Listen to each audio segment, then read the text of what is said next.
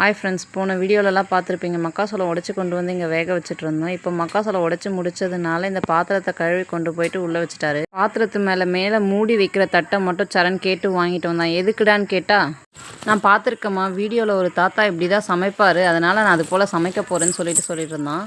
யாருடா இது போல் சமைக்கிறாங்கன்னு கேட்டதுக்கு, ஒரு தாத்தா சேனலில் இப்படி தான் சமைக்கிறாங்க அப்படின்னு சொல்லியிருந்தான்.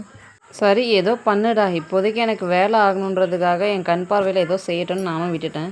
எல்லோரும் கேட்கலாம், என்ன உங்கள் பையனை மணல் சாம்பலில் விளையாட விட்டுருக்கீங்கன்னு. என்னோடய சொந்த அனுபவத்தில் சொல்கிறேங்க. நல்லா ரெடி பண்ணி 4 செவத்துக்குள்ளே பொம்மைங்கள்லாம் கொட்டி விளையாட விட்டாலுமே சரி, ஃபீவர், கோல்டு, காஃப் வரதாங்க செய்யுது. இதுக்காக ஹாஸ்பிட்டல் போயிட்டு நம்ம ஆயிரக்கணக்கில் செலவு பண்ணவும் தான் செய்கிறோம். இங்கே எனக்கு அந்த ப்ராப்ளம் இல்லைங்க. ஃபீவர் இருந்தால் 1 டே இது போல் விளையாட விட்டு வெயிட் பண்ணுவேன். காஃப் இருந்தால் தூதுவளை கொடுப்பேன். கோல்டு இருந்தால் கற்பூரவள்ளி, இது போல் ஏதாவது கொடுத்து மெடிசன்லேயே க்யூர் பண்ணிடுவாங்க.